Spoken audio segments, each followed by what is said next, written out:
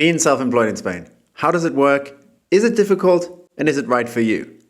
Let's get right into it. What's up guys, it's Jonny. Being self-employed in Spain, or an autónomo as it's called in Spanish, is one way that you can look into support your living expenses and to get by if you're looking at living in Spain. However, being self-employed in Spain, like in any other country, comes with its challenges, comes with its complexities, and comes with a lot of administrative processes that are associated. So in this video, what I'm going to cover is the key things that you need to know about being an autónomo in Spain, how you can sign up to become an autónomo, what is required of you, and how much does it cost, and what are the general benefits of being an autónomo and the challenges that come with being an autónomo. So let's get right into it. So let's ask, who is eligible to be an autónomo in Spain? So any Spanish, EU or EEA citizen legally residing in Spain has the right to sign up as an autónomo under the Freedom of Movement Agreement of the EU. So for this group of people, relatively easy to come to Spain and get set up and start your business, freelancing as an autónomo in that respect. Non-EU and EEA citizens, it's a little bit more complex if you want to go down the self-employed route, because you would essentially either need to be coming as the spouse of an EU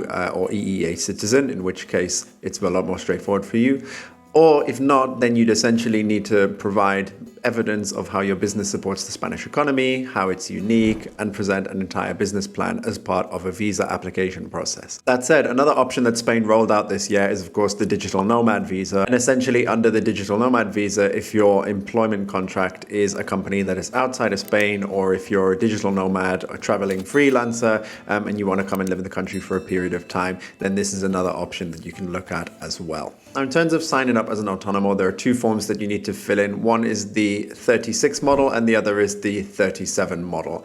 And you can get help filling these out with either a gestor, with a lawyer or a specialist, or you can also do it online with the help of an online tax platform. One that I've used in the past is Declarando, where it allows you to create invoices, manage your accounting needs as an autónomo nice and easily. They also have advisors available online to help you deal with any tax or invoicing questions that are specific to your situation. So if you're looking to sign up as an autónomo and you're looking for software, I'll leave my link for Declarando in the video description if you want to go and check it out. And so during your sign up process and during your time as an autónomo, there are two main actors, let's call them, that you will need to give particular attention to. One of them being the Seguridad Social, so Social Security in Spain, and the other one being the Agencia Tributaria, which is the tax authority here in Spain. So we'll start by talking about Social Security because there's been a lot of changes to the autónomo regime, particularly in terms of Social Security. So basically, as an autónomo, you'll make monthly payments towards the Social Security, whether you make money or not. That's an important thing to keep in mind. So prior to this year, essentially you had a fixed minimum quota that increased gradually as your income went up. And you also had, for new autónomos, you had something known as the tarifa plana, which was a discount on your autónomo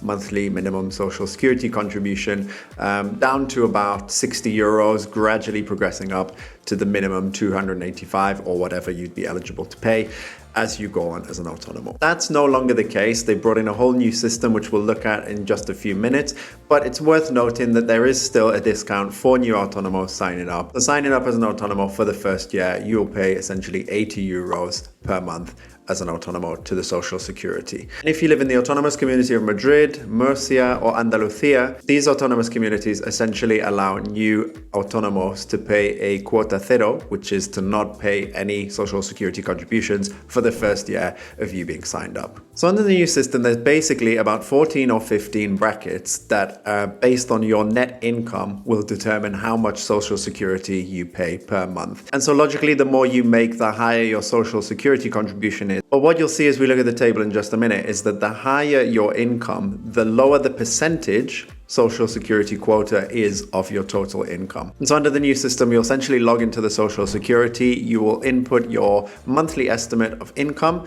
and that will determine what bracket you fall in.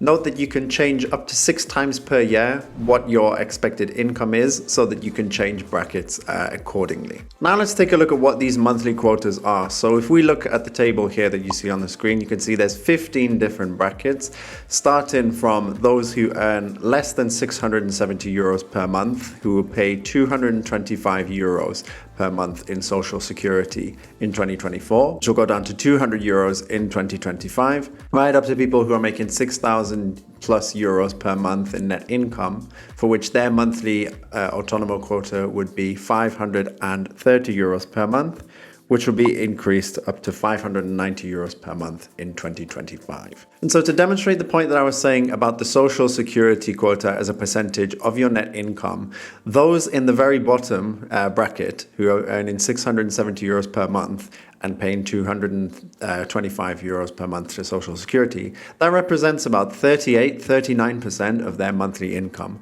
Whereas the top earners earning 6,000 plus euros per month, who are paying around 530 euros per month, that only represents about 8 or 9% of their monthly income. So as a result, you really need to account for your social security contributions when doing your financial planning for your autonomo or self-employed activity. Now, in terms of income tax in Spain, of course, autonomo or self-employed income falls under the category of earned income, which is derived from work or an economic activity as defined by the Spanish tax agency. As a result, how much you pay in income tax will very much depend on what autonomous community you live in. But to give you an idea, someone who's an autonomo in Madrid could expect reasonably to pay less income tax as a percentage of their income than someone making the same amount of money in, let's say, Catalonia or Valencia.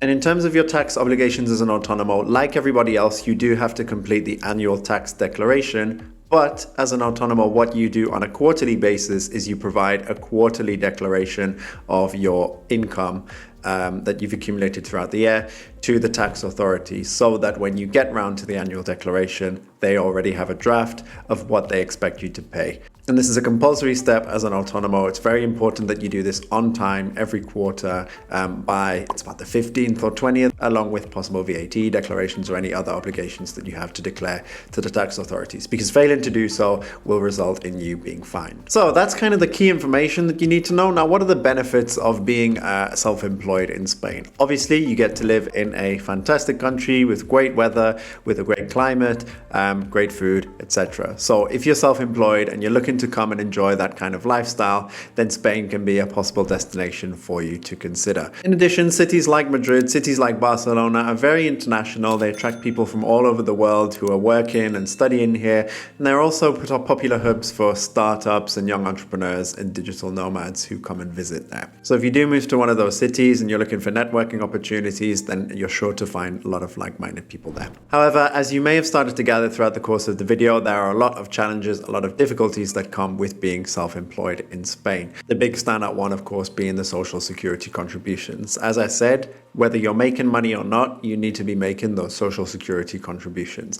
And as I said as well, depending on which bracket you fall in, that can possibly represent a significant portion of your income. And that's before you pay income tax as well. So you pay income tax on top of the social security quota as well. It doesn't just stop there. Granted that the social security quota nevertheless is a deductible expense that is allowed and can be used to reduce the net income that you pay tax on, essentially. And so there are many critics of the current system, with many saying that it discourages entrepreneurship in Spain and it discourages people from wanting to go and try their own thing as an entrepreneur. As you probably gathered as well, there's a lot of paperwork, a lot of administration involved. And though you do have people who, of course, can help you through it, you know, it's a lot to get through, and really you don't want to be spending your time doing so much administration when you just want to be focusing on your business. And of course, the need to keep your accounting up to date on a regular basis, needing to do those quarterly declarations, making sure that your accounts are clean, up to date, etc. Because as an autonomo, you are more likely probably to fall under the microscope of the tax authorities, where they may want to investigate your situation.